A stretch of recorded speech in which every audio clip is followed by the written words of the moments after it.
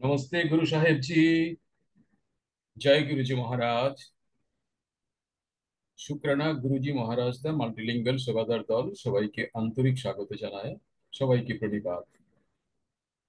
যোগী কথামৃত পাঠক্রম অনুক্রমে আজকে আমরা পাঠ করব পরিচ্ছেদ 42, গুরুর সঙ্গে শেষ কয়েকদিন।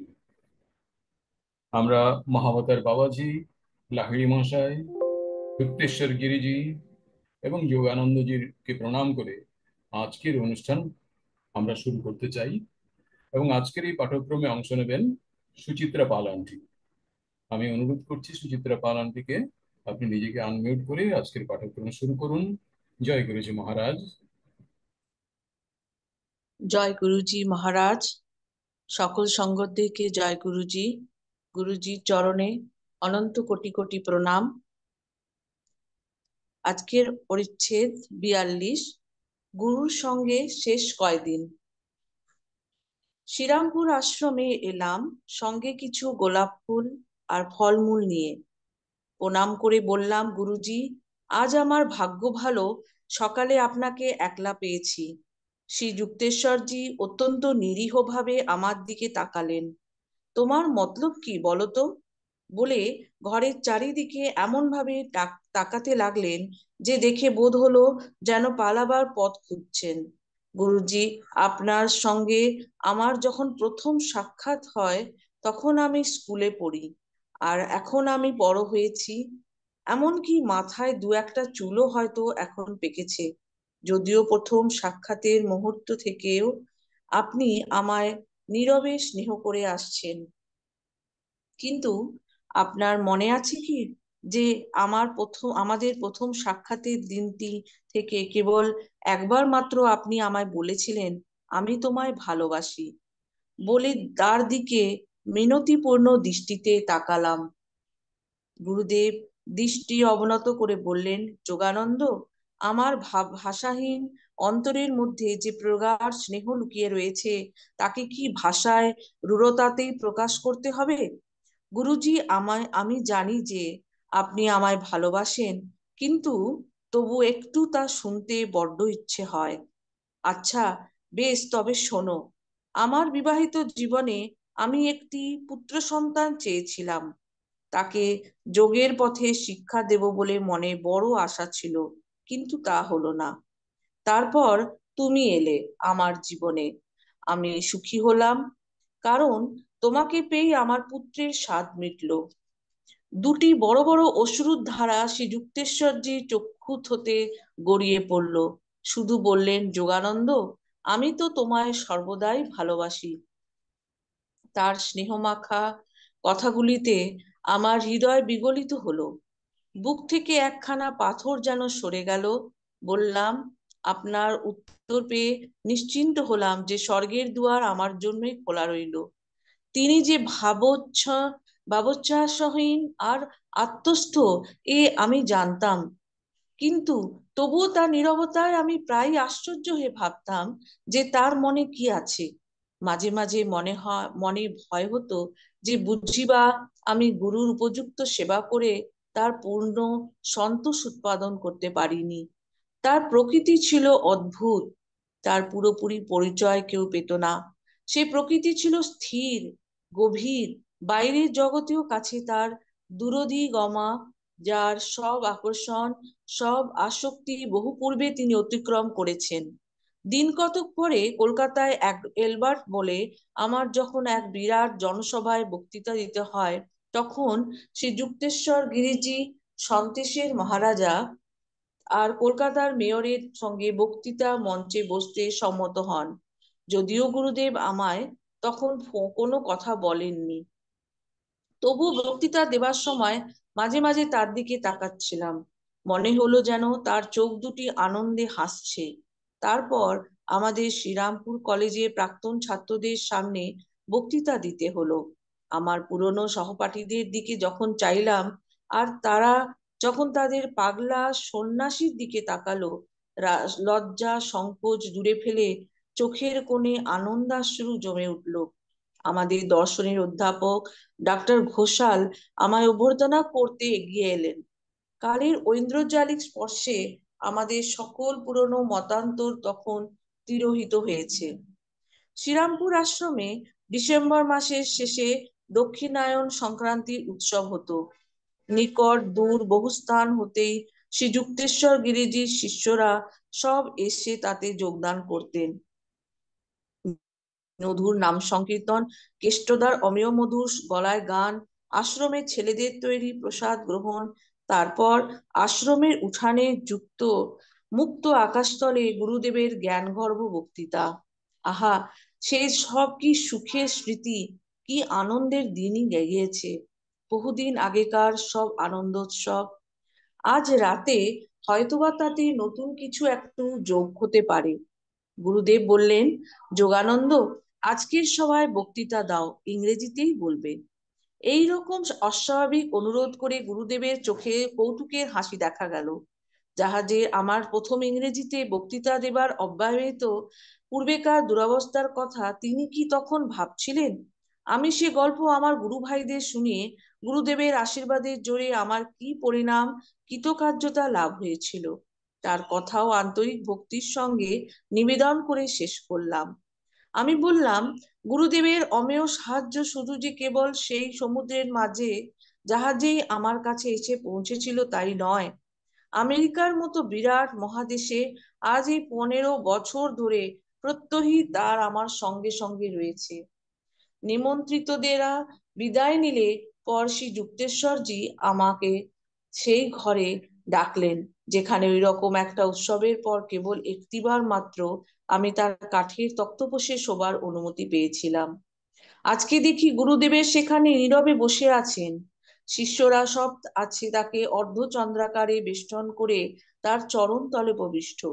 ঘরে প্রবেশ করতেই একটু হেসে তিনি বললেন, যোগানন্দ, তুমি কি এখন কলকাতায় ফিরছো নাকি? আচ্ছা, কাল একবার এখানে এসো, তোমার আমায় গোটা কত কথা বলবার আছে। তারপর দিন বৈকালে কতকগুলি আশীর্বাণী উচ্চারণ করে শ্রী যুক্তেশ্বর গিরিজি আমায় পরমহংস উপাধি প্রদান করলেন। আমি নতজানু হয়ে তার সামনে বসতেই তিনি বললেন, এখন তোমার পূর্বেকার স্বামী উপাধির জায়গায় পরমহংস উপাধি হলো। এই পরমহংসজি কথাটা উচ্চারণ করতে আমার পশ্চিমী শিষ্যরা যে কিরূপ গলদঘর্ম হবে তা ভেবে তখন মনে মনে একটু হাসলাম। গুরুদেবের চক্ষু দুটি স্থির স্নিগ্ধ, শান্তভাবে বললেন, পৃথিবীতে আমার কাজ এখন ফুরিয়েছে, তোমাকেই এখন থেকে সব চালাতে হবে। শুনে তা ভয়ে বুক ধড়াস ধড়াস করে লাগলো। শ্রী যুক্তেশ্বর গিরিজি বলতে লাগলেন, পুরীতে আমাদের আশ্রমে ভার নেবার জন্য তা কাউকে পাঠিয়ে দাও। তোমার হাতে আমি সবই দিয়ে যাচ্ছি। তুমি তোমার জীবন আর এই প্রতিষ্ঠানের তরি ঠিকই সাফল্যের সঙ্গে স্বর্গের বেলাভূমিতে ভিড়তে পারবে। অশ্রুপ্লাবিত নয়নে আমি পা দুটি জড়িয়ে ধরলাম। তিনি উঠে দাঁড়িয়ে আমাকে সস্নেহে আশীর্বাদ করলেন। তার পরদিন রাঁচি থেকে স্বামী সেবানন্দ নামে একটি শিষ্যকে ডাকিয়ে এনে তার আশ্রমের ভার দিয়ে পুরী পাঠিয়ে দিলাম। তারপরে গুরুদেবের তার বিষয় সম্পত্তির বিল্ল ব্যবস্থা সম্বন্ধে কতকগুলি আইনের খুঁটিনাটি ব্যাপার স্যাপার নিয়ে আলোচনা করলেন। কারণ তার ভয় হচ্ছিল যে তার মৃত্যুর পর তার 2টি আশ্রম আর অন্যান্য সম্পত্তি সব দখলের জন্য তার আত্মীয় স্বজনদের মামলা মোকদ্দমা জুড়ে দেবার সম্ভাবনা আছে, সেটা নিবারণ করা প্রয়োজন। কাজেই তার ইচ্ছা হলো যে তার বিষয় সম্পত্তি সব একমাত্র জনহিতকর কাজের উদ্দেশ্যে দান করে যান। একদিন বৈকালে অমূল্যবাবু নামে এক গুরু ভাই আমায় বললেন, গুরুদেবের সম্পত্তি খিদিরপুরে যাওয়ার ব্যবস্থা হয়েছিল, কিন্তু তিনি যেতে পারেননি। শুনে কি একটা অজ্ঞাত আশঙ্কার শীতল শিহরণ সর্বাঙ্গ গিয়ে বয়ে রয়ে গেল। বারবার পীড়াপিড়ি করাতে শ্রী যুক্তেশ্বরজি কেবল এইটুকু মাত্র বললেন, খিদিরপুরে আর আমার যাওয়া হবে না। মুহূর্তের জন্য গুরুদেব যেন সশস্ত্র শিশুর মতো কেঁপে উঠলেন। পতঞ্জলি লিখেছেন, দেহের প্রতি স্বভাবজ আসক্তি খুব বড় বড় সাধুদের মধ্যেও ঈষৎ পরিমাণে বর্তমান। মৃত্যু সম্বন্ধে আলোচনাকালে আমার গুরুদেব মাঝে মাঝে বলতেন, বহুদিন খাঁচায় বন্ধ পাখি যেমন দরজা খুলে দিলেও উড়ে যেতে ইতস্তত করে, অশ্রুদ্ধ কণ্ঠে আমি মিনতি করে বললাম, গুরুজি, এ কথা বলবেন না, আমার সামনে ওসব কথা আর কখনো উচ্চারণ করবেন না। শ্রী যুক্তেশ্বর গিরিজি মুখ প্রশান্ত হাসিতে স্নিগ্ধ হয়ে উঠল। 81 বছর পড়বেন, তবুও তাকে দেখতে বেশ স্বাস্থ্যবান আর বলিষ্ঠ। দিনের পর দিন গুরুদেবের নীরব অথচ অনুভাব্য স্নেহ দ্বারা অভিষিক্ত হয়ে তার ভাবি তিরোভাবের নানা ইঙ্গিত সব একে একে মন থেকে মুছে ফেললাম। পাঁজিতে তারিখ দেখিয়ে বললাম, গুরুদেব, এবারেও কুম্ভ মেলা এই মাসে প্রয়াগে হচ্ছে। তুমি কি সত্যি কুম্ভ মেলায় যেতে চাও নাকি?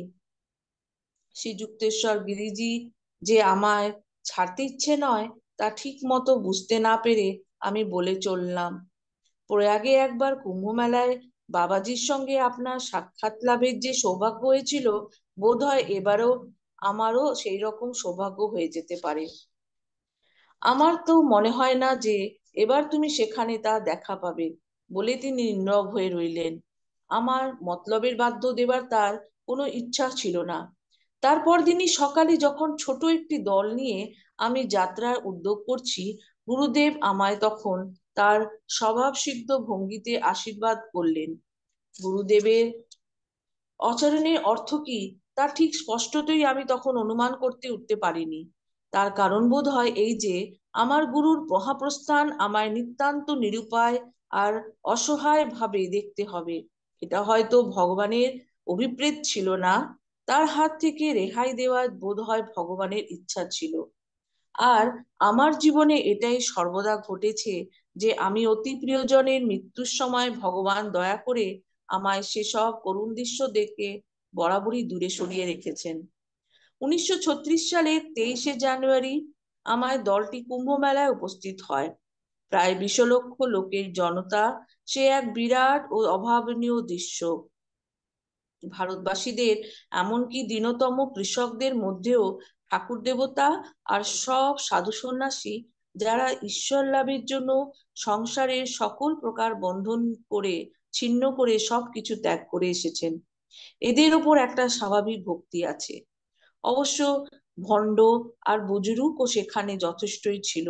তথাপি মুষ্টিমেয় কিছু প্রকৃতি মুনি ঋষি, যাদের আবির্ভাবে সারা দেশ দেবতায় আশীর্বাদপুত হয়ে ধন্য হয়ে গেছে, কেবল তাদেরই জন্য নির্বিচারে সকলকেই ভক্তি শ্রদ্ধা প্রদর্শন করে থাকে। প্রতীচ্যবাসীরা যারা এই বিরাট দৃশ্য দেখছিলেন, তারা দেশের নারী স্পন্দন আর কালের গতির সম্মুখে ভারত তার আধ্যাত্মিক উৎসাহ বলে যে অদম্য প্রাণশক্তি পেয়েছে, তা দেখবার একটা অপূর্ব সুযোগ পেলেন।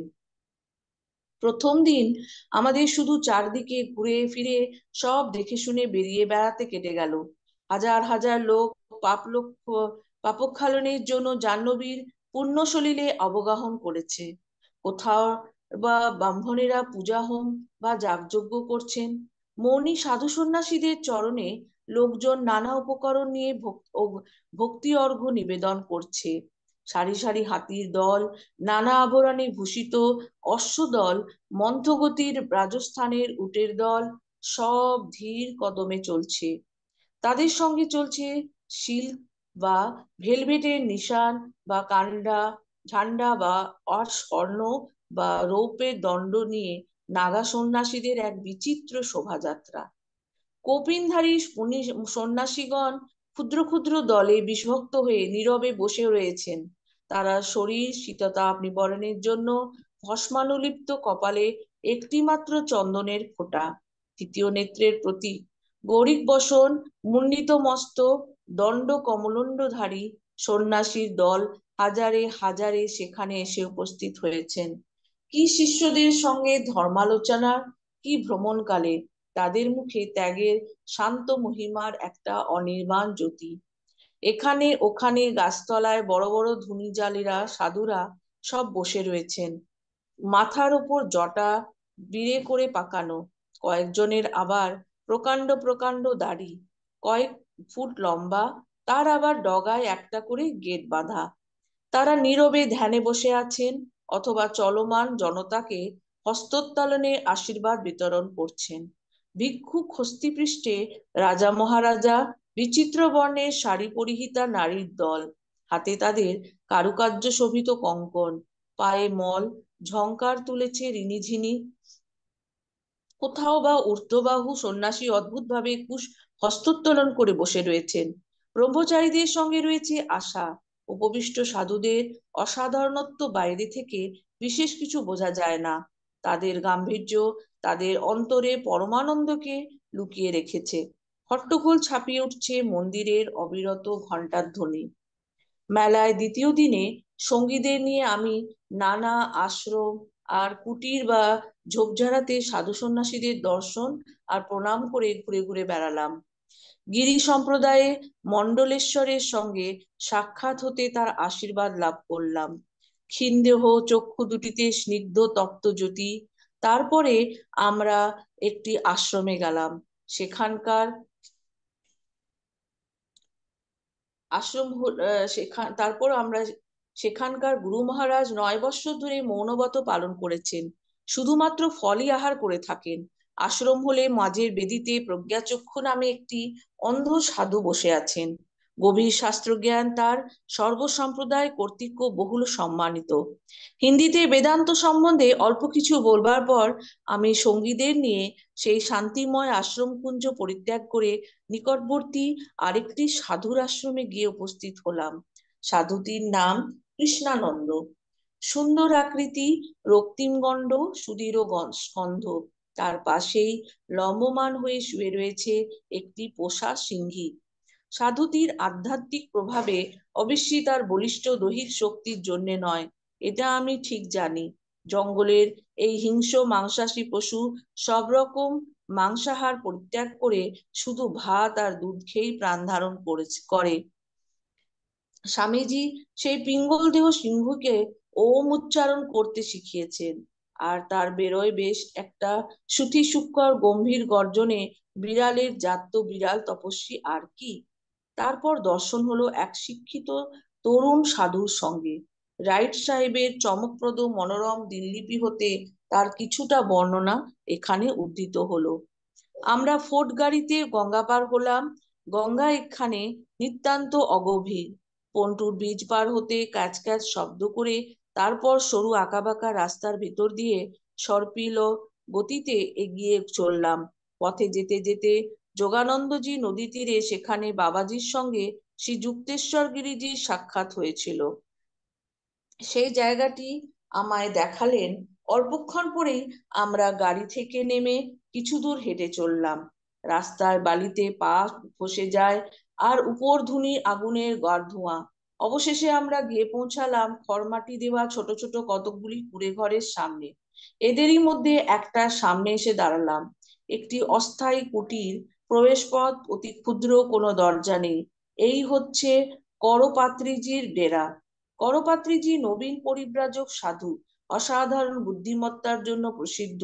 সেখানে তিনি একগাদা খড়ের ওপর পদ্মাসনে বসে আছেন। তার একমাত্র আচ্ছাদন, আর বোধ হয় তার ওই একমাত্রই সম্পত্তি, একটি গৈরিক বর্ণের ব্রস্তখণ্ড স্কন্ধের ওপর আলম্বিত। কোন রকমে হামাগুড়ি দিয়ে সেই ঝোপড়ার ভিতর ঢুকে প্রণাম সারতেই দেখলাম মুখে তার কি অপরূপ হাসি। বাস্তবিকই স্বর্গীয় সুদমার ভরা। পরম শান্তি বিকিরণ করছে। দুয়ারের কাছে কেরোসিন লণ্ঠনের আলো মিটমিট করে জ্বলে দেওয়ালের ওপর নানা প্রকার অদ্ভুত মূর্তির ছায়া রচনা করছে। তাই মুখটি, বিশেষত তার চক্ষু দুটিতে আর সুন্দর দন্ত পংক্তিটিতে হাসিতে উজ্জ্বল। তার হিন্দি ভাষণ ঠিক বুঝতে না উঠতে পারলে তার মুখের ভাব সহজেই বোধগম্য হচ্ছিল। প্রেম, আধ্যাত্মিক ও উদ্দীপনায় পূর্ণ মহিমা। তার মহত্ব সম্বন্ধে কারোরই মনে কোনো সংশয় থাকার কথা নয়। কল্পনা করুন সাংসারিক আসক্তিবিহীন, পরম নিশ্চিন্ত, নিরুদ্বেগ ও সুখী জীবন। অসন বসনের কোনো ভাবনা নেই, আহারের বৈচিত্র্যের জন্য কোনো লালসা নেই। একদিন অন্তর প্রকাণ্ড গ্রহণ করেন, হস্তে ভিক্ষাপাত্র নেই। সর্বপ্রকার অর্থচিন্তার জটিলতা হয়ে মুক্ত, টাকা কড়ি স্পর্শও করে না। কোনো সঞ্চয় নেই। ভগবানে তার সদা গভীর বিশ্বাস। যাতায়াতের কোনো হাঙ্গামা পোহাতে হয় না। গাড়িতে কখনো চড়েন না, কিন্তু স্থানান্তরে যেতে হলে সর্বদা নদীর ধার দিয়ে যাতায়াত করেন। কোথাও 1 সপ্তাহকর বেশি থাকেন না, পাছে সেখানে মন বসে যায়। আর কি বিনয়ম্র ভাব! বেদে তার অসাধারণ পাণ্ডিত্য। বেনারস হিন্দু বিশ্ববিদ্যালয়ে MA ও শাস্ত্রী উপাধিকারী। তার চরণ তলে উপবেশন করতে একটা মহান উদার ভাব আমার মনে উদয় হলো। বুঝলাম যে আমি যে সত্যিকারের প্রাচীন ভারতের সন্ধানে বেরিয়েছি, এখানে তার উত্তর পেলাম। কারণ আমার বোধ হলো এইসব বিরাট বিরাট সাধু সন্ন্যাসী মুনি ঋষি যোগী তপস্বীদের দেশের ইনি হচ্ছেন প্রকৃত প্রতিনিধি। করপাত্রজিকে তার পরিব্রাজক জীবনের কথা জানতে চেয়ে জিজ্ঞাসা করলাম, শীতের জন্য বেশি কাপড় চোপড় রাখেন না? না, এই যথেষ্ট। বই সঙ্গে রাখেন না? না। যার যারা আমার কাছ থেকে শুনতে চান, তাদের আমি স্মৃতির সাহায্যেই শিক্ষা দিই। আর কি করেন? গঙ্গার ধারে ঘুরে বেড়াই। কি চমৎকার সরল ও সুন্দর জীবন! তার জীবনের মধুর সারল্য, নিরুদ্বেগ শান্তি আর নিশ্চিন্ত জীবনযাত্রা আমার মনকে সকল আকর্ষণ করলো। আমেরিকায় আমার স্কন্ধে ন্যস্ত নানা কাজে দায়িত্বভারের কথা মনে পড়ল। ক্ষুণ্ণ মনে মুহূর্তে ভাবলাম, না যোগানন্দ, এ জীবনে গঙ্গাধারে ঘুরে বেড়ানো তোমার চলবে না। অনেক কাজ তোমার এখন বাকি। সাধুটি একটি গুটিকত আধ্যাত্মিক অনুভূতি আমার কাছে বিবৃত করবার পর আমি হঠাৎ তাকে প্রশ্ন করে বসলাম, আপনি কি এসব বর্ণনা শাস্ত্র কথা থেকে বলছেন, না অন্তরের উপলব্ধি থেকে? সরল হাস্যে তিনি উত্তর দিলেন, অর্ধেক বই থেকে, আর বাকি অর্ধেকটা অনুভব। আমরা খানিকক্ষণ সেখানে বসে রইলাম, নীরব ধ্যানের শান্তিতে। উঠতে ইচ্ছা করছিল না। তার পবিত্র সান্নিধ্য ত্যাগ করে বাইরে এসে রাইট সাহেবকে বললাম, রাইট রাজাকে দেখলে? সোনার খড়ের সিংহাসনের ওপর উপবিষ্ট। রাত্রি সেই মেলাক্ষেত্রে ভূমিতে বসেই মুক্ত আকাশের নিচে নক্ষত্ররূপে আহার পর্ব শেষ করলাম। কাঠি দিয়ে গাঁথা, শালপাতায় খাওয়া, বাসন কোসন মাজার কোনো হাঙ্গামা নেই। কুম্ভ মেলার আরো 2 দিন কাটিয়ে তারপরে যমুনার তীরে দিয়ে উত্তর পশ্চিমে গিয়ে আগ্রা নগরীতে গিয়ে পৌঁছালাম। তাজমহলের দিকে চাইতেই স্মৃতিতে উদয় হলো মর্মস্বপ্নের অপূর্ব সৌন্দর্যের অভিভূত জিতেন্দ্র যেন আমার পাশেই দাঁড়িয়ে। তারপর চললাম বৃন্দাবনের স্বামী কেশবানন্দজির আশ্রমে। কেশবানন্দজিকে খুঁজে বার করবার উদ্দেশ্য ছিল এই পুস্তক সংক্রান্ত ব্যাপারে। শ্রীযুক্তেশ্বর গিরিজির অনুরোধ ছিল আমি যেন লাহিড়ী মহাশয়কে জীবনী লিখি। সে কথা আমি কখনো ভুলিনি। ভারতবর্ষের অবস্থানকালে যোগাবতার লাহিড়ী মহাশয়ের আত্মীয় স্বজন আর তার সাক্ষাৎ শিক্ষবর্গের জঙ্গে সংযোগ স্থাপনের প্রত্যেকটি সুযোগ আমি গ্রহণ করেছিলাম। তার সঙ্গে আলাপ আলোচনা বিস্তারিতভাবে লিপিবদ্ধ করে আমি প্রত্যেকটি ঘটনা সন তারিখ সহ মিলিয়ে নিয়েছি।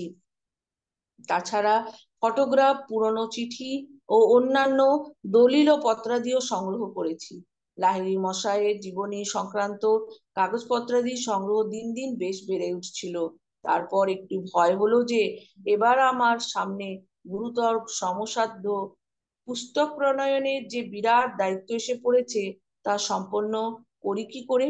ভগবানের কাছে প্রার্থনা জানালাম যেন এই মহাগুরুর জীবনী লেখক হিসাবে আমার কর্তব্য সুচারুরূপে সম্পন্ন করতে পারি। তার শিষ্যদের মধ্যে কারো কারো মনে আশঙ্কা হলো যে তাদের গুরুর বিষয়ে লিখিত বিবরণে হয়তো তাদের গুরুকে ক্ষুদ্র করে ফেলা হবে, অথবা তার ভুল ব্যাখ্যা হওয়া হবে। তার এক প্রধান শিষ্য শ্রী পঞ্চানন ভট্টাচার্য মহাশয় একবার আমায় বলেছিলেন, কোন দিব্য মহাপুরুষের জীবনী দুটো নিরস কথায় সাজিয়ে লিখলে তার প্রতি অবিচারই করা হবে। অন্যান্য শিষ্যগণরাও তেমনি চেয়েছিলেন যে তার অমর গুরু তাদের অন্তরের অন্তঃস্থলে লুকিয়ে থাকুন। তার কথা আর বাইরে প্রকাশ করে কাজ নেই। যাই হোক, তার জীবনী সম্বন্ধে লাহিড়ী মহাশয়কে ভবিষ্যবাণী স্মরণ করে আমি তার বাহ্য জীবনের ঘটনাসমূহ সংগ্রহ আর তাদের সত্যতা প্রমাণের জন্য চেষ্টার কোনো ত্রুটি করিনি। বৃন্দাবনে কেশবানন্দজি আমাদের দলটিকে সাদর অভ্যর্থনা জ্ঞাপন করলেন তার কাত্যায়নী পীঠ আশ্রমে। বিশাল ইটের তৈরি বাড়ি, বড় বড় কালো ধামের দেওয়া, চারিদিকে সুন্দর বাগান। তিনি তক্ষুনি আমাদের একটি বৈঠকখানায় নিয়ে গিয়ে বসালেন। লাহিড়ী মশাই একটি বড় প্রতিকৃতি ঘরের মধ্যে শোভা পাচ্ছে। কেশবানন্দজির বয়স 90-এর কাছাকাছি, তবুও তার পেশি বহুল দেহে হতে শক্তি আর স্বাস্থ্যের জ্যোতি বিচ্ছুরিত হচ্ছিল। দীর্ঘকেশ, তুষারভদ্র শ্বশুর, চক্ষু দুটি আনন্দে উজ্জ্বল, প্রাচীন ঋষিদের মতোই সৌম্য দর্শন। আমি তাকে বললাম যে ভারতে গুরুদের সম্বন্ধে আমাদের পুস্তকে তার বিষয়ে আমি উল্লেখ করতে চাই। বড় বড় যোগীরা সাধারণত নিজেদের বিষয়ে কিছু প্রকাশ করতে চান না। তবুও আমি একটি বিনীত অনুনয়ে হাসি হেসে বললাম, দয়া করে আপনার পূর্বজীবনের কথা যদি কিছু বলেন। কেশবানন্দজির ভাবে বিনয় ও নম্রতার প্রকাশ পেল। বললেন, আমার জীবনে বলবার আর বিশেষ কি আছে? বলতে গেলে আমায় সারা জীবনটাই হিমালয়ের নির্জন পাহাড়ে এক নীরব গুহা থেকে আরেক গুহার পায়ে হেঁটে বেরিয়ে বেড়াতেই কেটে গেছে। কিছুদিনের জন্য আমি হরিদ্বারের বাইরে একটি আশ্রমে করছিলাম। চারিদিকে বড় বড় বৃক্ষপুঞ্জে ঘেরা। জায়গাটিতে খুব শান্তিপূর্ণ। যাত্রীরা বড় কেউ সেখানে আসতো না, কারণ জায়গাটাতে অনেক কেউটে সাপের বাসা ছিল বলে কেশবানন্দজি একটু হেসে আবার শুরু করলেন। তারপর একদিন গঙ্গায় বান এসে আশ্রমটি সঙ্গে সঙ্গে কেউটিকে কেউ সাপগুলোকে কোথায় ভাসিয়ে নিয়ে চলে গেল তা কে জানে। তারপর আমার শিষ্যদের সাহায্যে বৃন্দাবনে এই আশ্রমটি তৈরি হয়েছে। আমাদের দলের মধ্যে একজন স্বামীজিকে জিজ্ঞাসা করলো, তিনি হিমালয়ে বাঘের হাত থেকে আত্মরক্ষা করতেন কি করে? তিনি মাথা নেড়ে বললেন, হিমালয়ের মতো উঁচু একটা আধ্যাত্মিক ভূমিতে বন্য পশুরা কদাচিৎ যোগী ঋষিদের ওপর অত্যাচার করতে আসে। একবার আমি জঙ্গলের ভিতর বাঘের মুখে পড়েছিলাম। আমায় হঠাৎ চিৎকারের বাঘটা যেন জমে পাথর হয়ে দাঁড়িয়ে রইল। স্বামীজি স্মৃতি রোমস্থনে আবার একটু হাসলেন। মাঝে মাঝে এই নির্জন বাস ছেড়ে আমি গুরু দর্শনের জন্য কাশী যেতাম। হিমালয়ের জঙ্গলে অনবরত ঘুরে বেড়ানোর জন্য তিনি আমায় খুব ঠাট্টা করতেন। একবার তিনি আমায় বলেছিলেন, তোমায় ভবঘুরের বৃত্তি আর ঘুচলো না দেখছি। অনবরতই তো এখানে সেখানে ঘুরে বেড়াও। যাক রক্ষেও, এই যে হিমালয় পাহাড়ের মতো বিরাট জায়গা পেয়েছো, খুব ঘুরে বেড়াতে পারবে। কেশবানন্দজি বলতে লাগলেন, লাহিড়ী মহাশয়ের তিরোধানের পূর্বে আরো পরে বহুবার তিনি আমার মনে সশরীরে আশীর্বাদ অভিভূত হয়েছেন। হিমালয়ের উচ্চতাও তার মতো লোকের কাছে তো অনধিগম্য নয়। ঘন্টা দুই পরে তিনি আমাদের একটি খাবার দালানের সঙ্গে করে নিয়ে গেলেন। আমি সবাই একটি নীরব দীর্ঘশ্বাস ফেললাম। হায় রে, এখানেও দেখি তো সেই ষোড়শোপচারে আহারের ব্যবস্থা। ভারতে এসেছি, এখনো বছর পূর্ণ হয়নি, এরই মধ্যে ওজনে 50 পাউন্ড বেড়ে গেছি। তাহলে আমার সম্মানে প্রদত্ত অন্তহীন ভোজে সযত্নে প্রস্তুত এই সব নানাবিধ উপাদেয় ভোজ্য সামগ্রী গ্রহণ করতে অস্বীকার করাটা অভদ্রতার চূড়ান্ত হবে বলে মনে হয়। ভারতবর্ষে হায়রে এই কথাটা নয়, বেশ হৃষ্টপুষ্ট নধরকান্তি সাধু একটি মনোরম দৃশ্যই বটে। ভোজনের পর কেশবানন্দজি একটি নির্জন জায়গায় আমায় টেনে নিয়ে বললেন, আপনার আশা আমার কাছে একবারে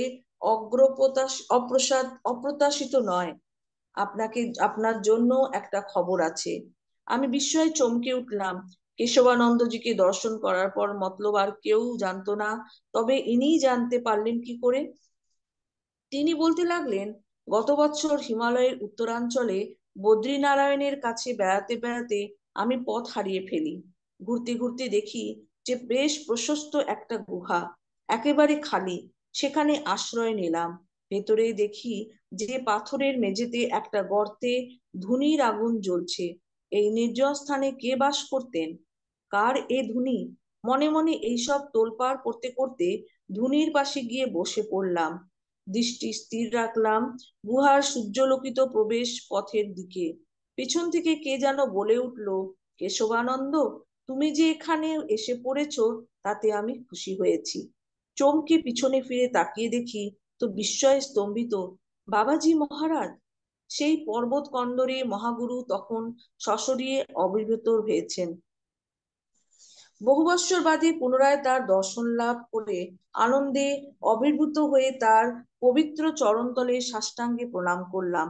বাবাজি বলতে লাগলেন, আমি তোমায় এখানে এনেছি, সেই জন্যই তুমি পথ হারিয়ে আমার এই সাময়িক গুহাবাসে এসে হাজির হয়েছ। আমাদের শেষ সাক্ষাৎ হয়েছিল বহুদিন আগে। যাক, আবার তোমার সঙ্গে দেখা হওয়ায় আমি খুব খুশি হয়েছি।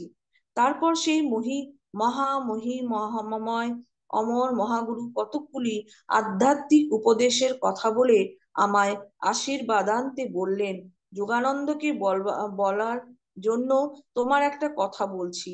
ভারতে ফিরে এসে সে তোমার সঙ্গে দেখা করবে।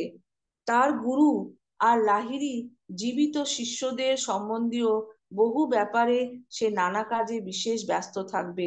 তাকে বলো যে খুবই আগ্রহের সঙ্গে আশা করলেও এবার আর তার সঙ্গে আমি দেখা করতে পারবো না, আর এক সময় তাকে দেখা দেব। বাবাজির মধুর আশ্বাস কেশবানন্দজিকে মুখে থেকে শুনে আমার অন্তর গম্ভীর ভাবে আলোড়িত হয়ে উঠল। মনের গোপন কোণে একটু ক্ষোভের যে সঞ্চার হয়েছিল তার সঙ্গে সঙ্গে অন্তর্নিহিত হলো। শ্রী যুক্তেশ্বর গিরিজি আগেই যা ইঙ্গিতে জানিয়েছিলেন শেষ পর্যন্ত তাই হয়ে দাঁড়ালো। কুম্ভ মেলাতে বাবাজির সাক্ষাৎ পাওয়া গেল না, তার জন্য আর দুঃখও রইল না। আশ্রমে এক রাত্রি আতিথ্য ভাগ করে তার পরদিন বৈকালে কলকাতার দিকে আমাকে দল রওনা হলো। যমুনার ব্রিজের ওপর দিয়ে গাড়ি চলল। বৃন্দাবনের দিকচক্রপাল রেখার অপূর্ব মহিমময় সৌন্দর্য চোখের সামনে ভেসে উঠল। সূর্যদেব তখন সারা আকাশে আগুনের হোলি খেলে পাটা বসেছেন। যমুনার স্থির জলে সে রাঙা ছাওয়া প্রতিবিম্বিত হয়ে নদীর জল রক্ত রাঙা করে তুলেছে। শিশু কৃষ্ণের মধুর বাল্যলীলায় পূর্ণ স্মৃতিতে যমুনা তীর পবিত্র গোপিনীদের সঙ্গে এখানে তিনি বাল্যকালের সরল মধুর লীলা প্রদর্শন করেন। ঈশ্বরের অবতার আর তার ভক্তজনেদের মধ্যে যে চিরন্তর ভগবত প্রেম বর্তমান, তার লীলাই তারই প্রকৃত। বহু পাশ্চাত্য পণ্ডিত শ্রীকৃষ্ণের জীবন সম্যক উপলব্ধি করতে পারেননি। অনেকেই ভুলে বুঝেছেন শাস্ত্রের রূপক বহু শুধু আরক্ষিক অর্থগ্রাহী লোকেদের মনে ধারণার অতীত। জনৈক অনুবাদকের একটি হাস্যকর ভুল এখানে উদাহরণস্বরূপ উদ্ধত করা যেতে পারে। গল্পটি মধ্যযুগের এক উচ্চকোটির সাধক কর্মকার রবিদাস সম্বন্ধে। মানব জাতির মধ্যে যে আধ্যাত্মিকতার মহিমা লুকিয়ে আছে তা তিনি নিজ বৃত্তির ভাষায় সরল প্রাণে গিয়েছিলেন। বিশাল নীল গগন মাঝে চর্মে ঢাকা দেবতা রাজে।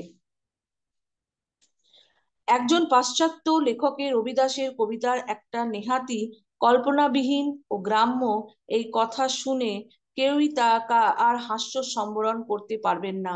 ব্যাখ্যাটি হচ্ছে এই: তিনি তারপর একটি কুটির নির্মাণ করে তাতে একটি মূর্তির প্রতিষ্ঠা করলেন। মূর্তিটি চর্মে নির্মিত। তারপর সেটি পুজো করা শুরু করলেন। রবিদাস ছিলেন ভক্তশ্রেষ্ঠ কবিরের গুরু ভ্রাতা।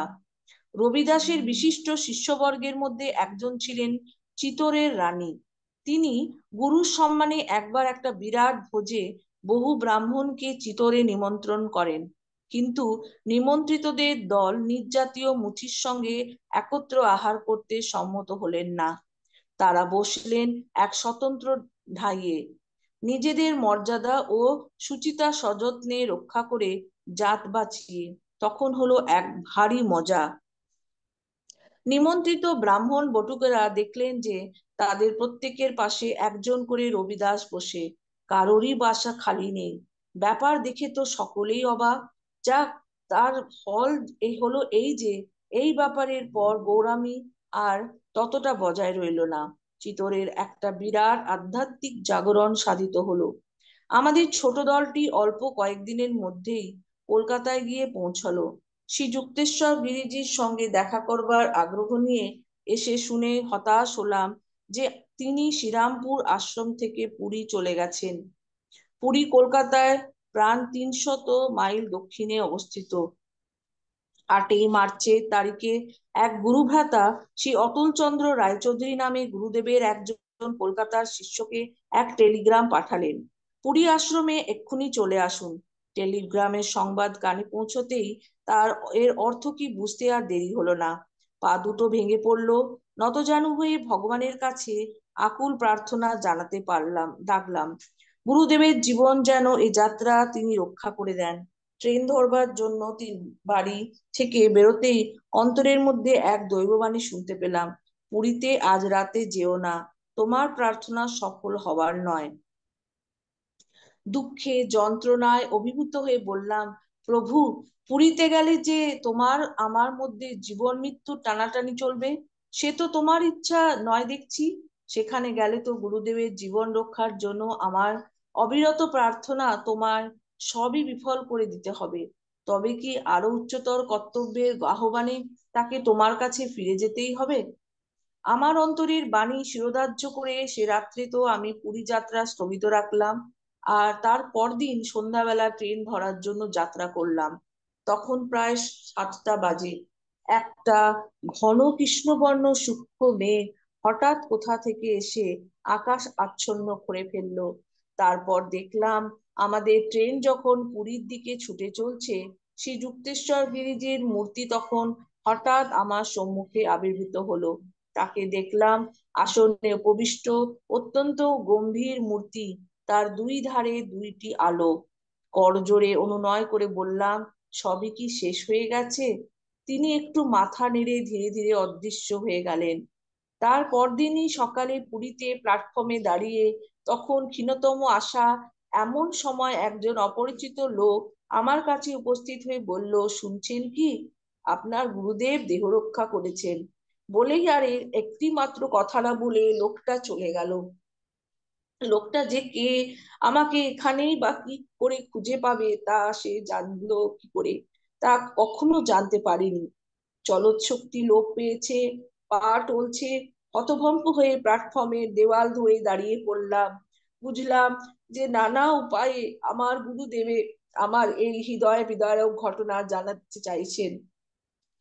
মনের মধ্যে একটা প্রচন্ড বিক্ষোভের ঝড়, অন্তর অগ্নিগর্ভ আগ্নেয়গিরির মতো।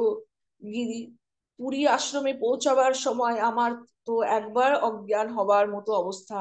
অন্তরের বাণী তখন স্নিগ্ধভাবে ধ্বনিত হচ্ছে, ধৈর্য ধরো, শান্ত হও, স্থির হও। আশ্রমের ঘরে প্রবেশ করলাম। গুরুদেবের দেহ কল্পনাতীত ভাবে জীবন্তের মতো পদ্মাসনে উপবিষ্ট। তখনও স্বাস্থ্য আর কমনীয়তার অঙ্গ সমুজ্জ্বল, মহাসমাধিতে মগ্ন হয়েছেন। তার তিরোধানের অল্প কিছুদিন আগে তার সামান্য জ্বর হয়েছিল। তারপর তার স্বর্গারোহণের পূর্ব দিবসে তার দেহ সম্পূর্ণভাবে সুস্থ হয়ে গিয়েছিল। যতবারই তার প্রিয় মূর্তির দিকে আমি তাকাচ্ছি, আমি কিছুতেই বুঝতে পারছি না যে প্রাণ তার দেহ ত্যাগ করে চলে যাচ্ছে। তখনই তার গাত্রচর্ম মসৃণ আর কোমল মুখে তার একটা স্বর্গীয় পরমানন্দময় শান্তির ভাব প্রকটিত। রহস্যময় অন্তিম আহ্বানের শেষ মুহূর্তে তিনি সজ্ঞানে দেহ ত্যাগ করেছেন। অবির্ভূতের মতো চিৎকার করে বলে উঠলাম, বাংলায় সিংহ আজ চলে গেলেন। 10ই মার্চ তারিখে আমি তার পারলৌকিক কিতাদি সম্পন্ন করলাম। পুরীর আশ্রমে বাগানের মধ্যে সাধু সন্ন্যাসীদের প্রাচীন শাস্ত্রবিধি অনুসারে শ্রী যুক্তেশ্বর গিরিজির পূর্ণদেহের সমাধি দেখা দেওয়া হলো। পরে এক মহাবিষ্ণু সংক্রান্তিতে তার তিরোভাব উৎসব উপলক্ষে গুরুর প্রতি শ্রদ্ধা নিবেদনের জন্য দূর দূরান্তর হতে তার বহু শিষ্য সেখানে সমবেত হয়েছিলেন। কলকাতায় প্রসিদ্ধ অমৃতবাজার পত্রিকায় তার চিত্র সম্বলিত নিম্নলিখিত বিবরণটি প্রকাশিত হয়। 21শে মার্চ তারিখে শ্রীমৎ শ্রী স্বামী শ্রী যুক্তেশ্বর গিরি মহারাজের তিরোভাব উপলক্ষে ভান্ডারা অনুষ্ঠিত হয়। যিনি 81 বছর বয়সে মহাপ্রাণ প্রয়াণ করেন। সেই উপলক্ষে তার বহু শিষ্য পুরীধামে উপস্থিত হয়েছিল। স্বামী মহারাজ কাশীধামে যোগীরাজ শ্রী শ্রী শ্যামাচরণ লাহিড়ী মহাশয়ের শিষ্য ছিলেন। তিনি ছিলেন শ্রীমদ্ ভগবদ গীতার একজন শ্রেষ্ঠ টিকাকার ও ব্যাখ্যাতা। স্বামী মহারাজ ভারতবর্ষে যোগদাস সৎসঙ্গের সেলফ রিলায়েন্সেশন ফেলোশিপ অনেকগুলি কেন্দ্রের প্রতিষ্ঠাতা। তার যোগ প্রচারের প্রধান উৎসাহদাতা ছিলেন। এই যোগ প্রচারক কার্য তার প্রধান শিষ্য স্বামী শ্রী যোগানন্দ পশ্চিমে বহন করে নিয়ে যান। শ্রী যুক্তেশ্বর গিরিজির ভবিষ্যৎ দৃষ্টি আর তার গম্ভীর উপলব্ধি স্বামী যোগানন্দকে সমুদ্র যাত্রা করে আমেরিকায় গিয়ে ভারতের ধর্মগুরুর বাণী প্রচারে উদ্ধৃত করে। তারা তার গীতা অন্যান্য শাস্ত্রযন্ত্রের ব্যাখ্যা শ্রী যুক্তেশ্বর গিরিজি প্রাচ্য প্রাচ্যাত্যে দর্শন শাস্ত্র সম্বন্ধে গভীর জ্ঞানে পরিচয় বহন করে, যা প্রাচ্য আর প্রতীচ্যের ঐক্য সাধনে সকলের কাছে পথপ্রদর্শক স্বরূপ হয়ে আছে। শ্রী যুক্তেশ্বর গিরিজি সকল ধর্মবিশ্বাসে মূলগত ঐক্য বিশ্বাস করতেন বলে তিনি বিভিন্ন সম্প্রদায় ও মতের প্রধান প্রধান ব্যক্তিদের সাহায্যে ধর্মের মধ্যে বৈজ্ঞানিক ভাব সঞ্চারের জন্য সাধুসভা নামে একটি সভা স্থাপন করেন। তার মৃত্যুকালে তিনি সাধুসভার সভাপতি হিসাবে স্বামী যোগানন্দ গিরিজিকে তার উত্তরাধিকারী মনোনীত করে যান। ভারত আজ এইরূপ একজন মহৎ ব্যক্তিকে হারিয়ে বাস্তবিকই বড়ই দিন হয়ে পড়ল। প্রকৃত ভারতীয় কৃষ্টি ও সাধনা যা তার মধ্যে মূর্ত হয়েছিল, তা যেন তার সান্নিধ্য ধন্য সকলের মধ্যে প্রসারিত হয়। কলকাতায় ফিরলাম। তার সহস্র পূর্ণ স্মৃতি বিজড়িত শ্রীরামপুর আশ্রমে ফিরবার মতো মন আমার এখনো ঠিক হয়নি দেখে, তাই সে প্রফুল্ল নামে ছোট্ট শিশুটিকে শ্রীরামপুরে আশ্রম থেকে ডেকে আনিয়ে রাঁচি বিদ্যালয়ে ভর্তি করবার সব বন্দোবস্ত ঠিক করে দিলাম। প্রফুল্ল আমাকে বলেছিল, যেদিন সকালে আপনি এলাহাবাদে কুম্ভ মেলায় যাবার জন্য বেরিয়ে পড়লেন, গুরুজি সোফার ওপর বহপ করে বসে পড়লে বলতে লাগলেন, যোগানন্দ চলে গেল। যোগানন্দ চলে গেল?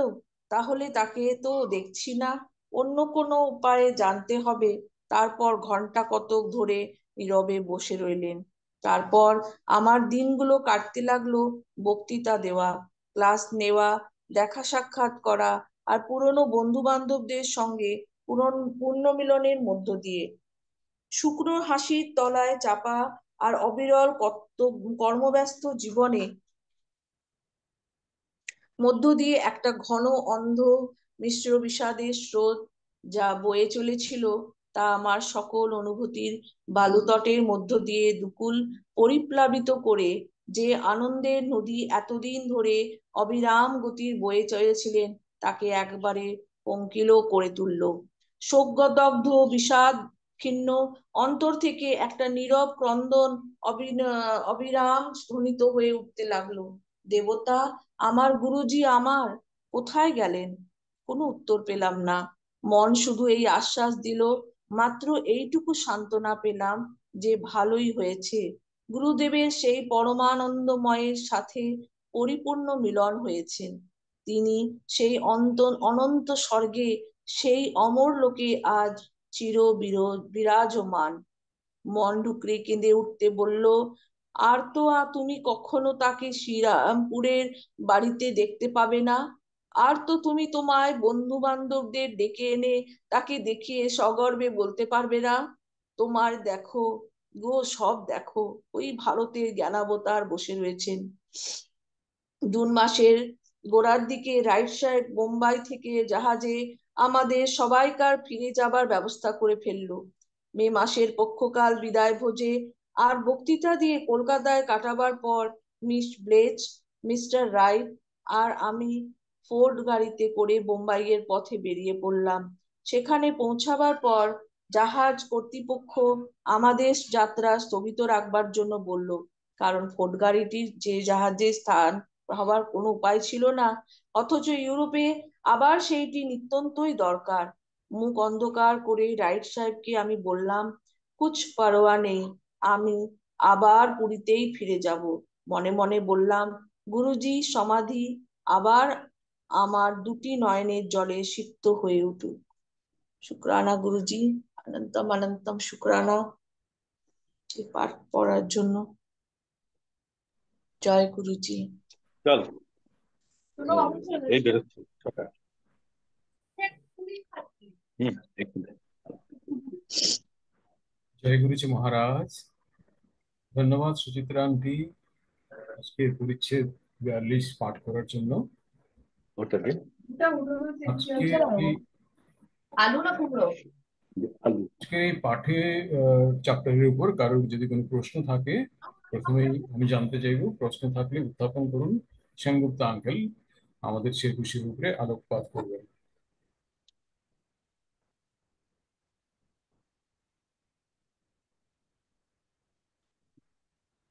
সেনগুপ্ত আঙ্কেল যথারীতি মনে হচ্ছে কারোর কোনো প্রশ্ন নেই। তো আপনার আপনাকে বিনীত অনুরোধ করছি, আপনার অভিমত ব্যক্ত করুন। এই চ্যাপ্টারটা তো একটু সিম্পল, এর পরের চ্যাপ্টার অনেক কিছু আছে, গুরু গম্ভীর ব্যাপার। তো তার যদি কোনো প্রশ্ন থাকে আমি উত্তর দেব। এবং বড় জিনিস হচ্ছে এখানে, গুরুরা যখন দেহ ছাড়ে বা যোগীরা যখন দেহ ছাড়ে, তারা ইন্ডিকেশনটা দেয়।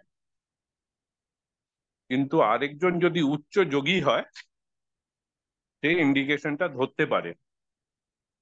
সাধারণ মানুষ হয়, তারা ইন্ডিকেশনটা ধরতে পারে না। যেমন গুরুজি,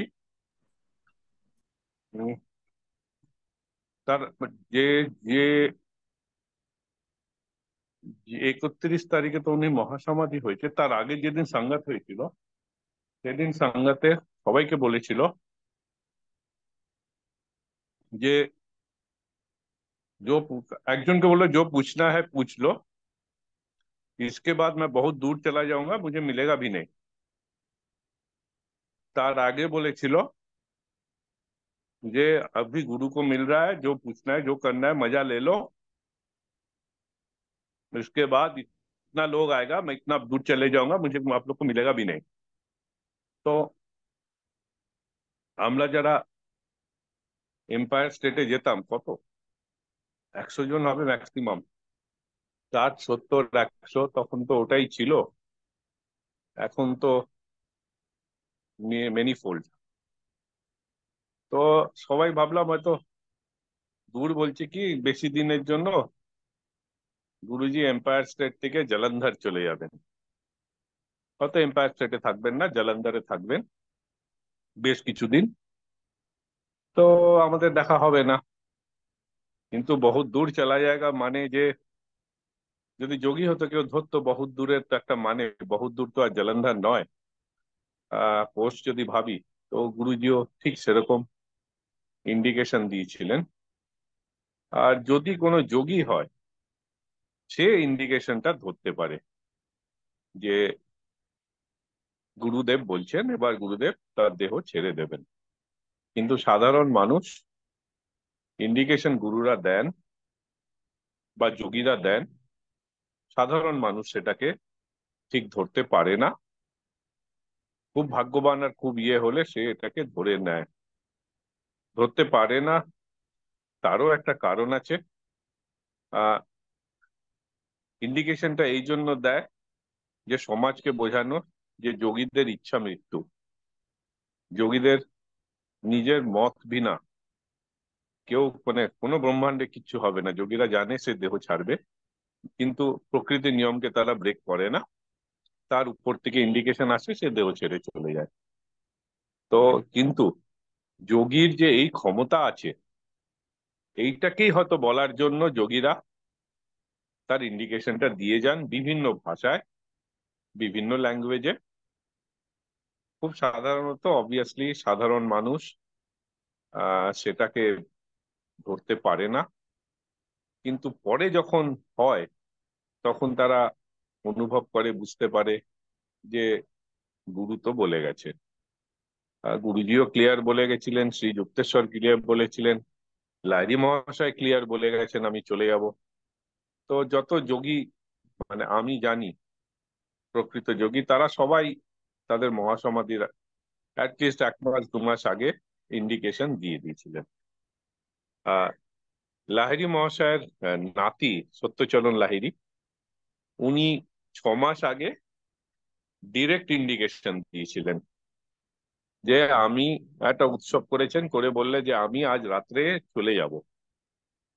তো যেই না বলা, সাধারণ ভক্ত শিষ্যরা একদম হাউমাউ কাউ করে পায়ে পড়ে গেছে যে না, গুরুদেব যাবেন না, এ যাবেন না। বাচ্চা শিশু সবাই মিলে এমন ক্রন্দন রোল করেছে। তো সত্যবাবু বললো ঠিক আছে, আজকে আমি যাব না, আমি 6 মাস পর যাব। মজাটা হচ্ছে এই জন্যই বোধহয় করে থাকেন, তার যারা শিষ্য ভক্ত ছিল তারা সবাই ভুলে গেছে যে 6 মাস কবে শেষ হচ্ছে। তো এইবার আর সত্য বাবা ওরকম ইন্ডিকেশন দেননি। সেদিনও উৎসব ছিল, কিছুই ছিল, উনি চুপচাপ ঠিক 6 মাস যেদিন হয়েছে দেহ ছেড়ে চলে গেছেন। সেদিন আর শিষ্যরা টের পায়নি, শিষ্যরা সামনে আসেনি। ওনার যারা যারা যোগী শিষ্য ছিলেন, যারা বুঝতে পারতেন, তাদের সবাইকে ওনারা দূরে রেখেছেন। হয়তো সেই কারণে পরে দেখবেন এই পরের চ্যাপ্টারে শ্রী যুক্তেশ্বরও যখন দেহ ছাড়ে তখন যোগানন্দজি ওরা কেউ সামনে ছিল না। তার কারণ হচ্ছে হয়তো তারা তখন যুক্তেশ্বরজিকে জোর করতো যে তুমি আপনি আরো কিছুদিন থাকুন, কারণ গুরু তো যতদিন থাকবে শিষ্যের তো তত লাভ। এইরূপ ঘটনা স্বামী যোগানন্দর সঙ্গেও হয়েছে। স্বামী যোগানন্দ আহ একদিন বলে 15-20 মিনিট আগে বলে তার দেহ ছেড়ে দিয়েছেন। তখন উনি তার আশ্রমে ছিলেন। ওই যে আমি লিন সাহেবের গল্প বলেছিলাম আগে, স্বামী জানকীনন্দ উনি খুব উচ্চ যোগী ছিলেন। তো উনি সঙ্গে সঙ্গে ধ্যানে বসে, তো উনি ওনার চেতনাটাকে বাইরে নিয়ে গিয়ে আহ মোটামুটি গিয়ে যোগানন্দজিকে ধরে ধরে আবার ফেরত নিয়ে এসছেন। তো তখন যোগানন্দজি বলেছিলেন এরপরে যেদিন দেহ ছাড়বো সেদিন তুমিও আমার কাছে থাকবে না, সেদিন কেউ আমাকে রুখতে পারবে না। তো সেরকমই ঘটনা ঘটেছিল তার কয়েক মাস পরে কি 1 বছর পরে, যেদিন স্বামী যোগানন্দ দেহ ছেড়েছেন। ওটা তারপরে একটা চ্যাপ্টার আছে। যোগীরা এইরূপ দেহ ছাড়েন, এটাই মোটামুটি লাস্ট ডেজ উইথ শ্রীযুক্তেশ্বর। জয় গুরু। আর কিছু প্রশ্ন থাকলে আমি হয়তো উত্তর দেব, আদারওয়াইজ আমার বক্তব্য শেষ আজকের মতো। কারো কোনো প্রশ্ন আছে? নন্দিতা আন্টি?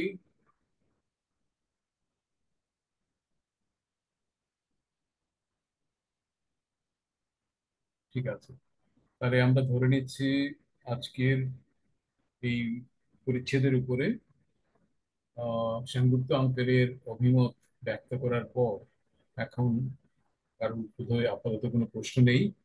যেভাবে সেনগুপ্ত আঙ্কেল বলেছেন, পরবর্তী চ্যাপ্টারটা খুবই গম্ভীর চ্যাপ্টার হবে, খুবই পরবর্তী চ্যাপ্টারটা একটু নামটা বলুন তো, আমার কাছে বইটা সামনে নেই। যতখানি আমি জানি হ্যাঁ আমি বলছি। শ্রীযুক্তেশ্বরের রেজারাকশন হচ্ছে পরবর্তী চ্যাপ্টার। একদম একদম, সেটাই হ্যাঁ, সেটাই বাংলায় বলে দিচ্ছি আমি। শ্রী তাই যুক্তেশ্বর তো। গিরির পুনরুত্থান। হ্যাঁ হ্যাঁ হ্যাঁ হ্যাঁ, ঠিক আছে, আমি ইংলিশটা গিরি। বললাম সেম। হ্যাঁ, তো এই চ্যাপ্টারটা আমি পড়ে দেবো। হ্যাঁ, ঠিক আছে। ঠিক জয়। আছে। জয় গুরুজি। তাহলে আমরা পরের আগামী শনিবার অপেক্ষা করব, সেনগুপ্ত আঙ্কেলের মুখেই আমরা এই চ্যাপ্টার পাঠ শুনবো এবং তার উপরে উনি সাথে সাথে ওনার অভিমত ব্যাখ্যাও দিয়ে যেতে থাকবেন। অনুরোধ করব সবাইকে নিমন্ত্রণ পাঠানোর জন্য, যেন পরবর্তী আহ, পাঠক্রমে সবাই বেশি করে আমরা জয়েন করতে পারি। আমরা এটাও চেষ্টা করব ফেসবুক লাইভের মাধ্যমেও এটাকে যেন প্রচার করা যায়, যাতে করে অন্যরাও সুবিধা মতো এতে জয়েন করতে পারে। তো এই বলে আজকের অনুষ্ঠান থেকে আজ্ঞা নেওয়ার জন্য গুরুজির কাছে আমরা আজ্ঞা চাইব এবং অনুষ্ঠানের বিরতি করতে চাইব। জয় গুরুজি মহারাজ।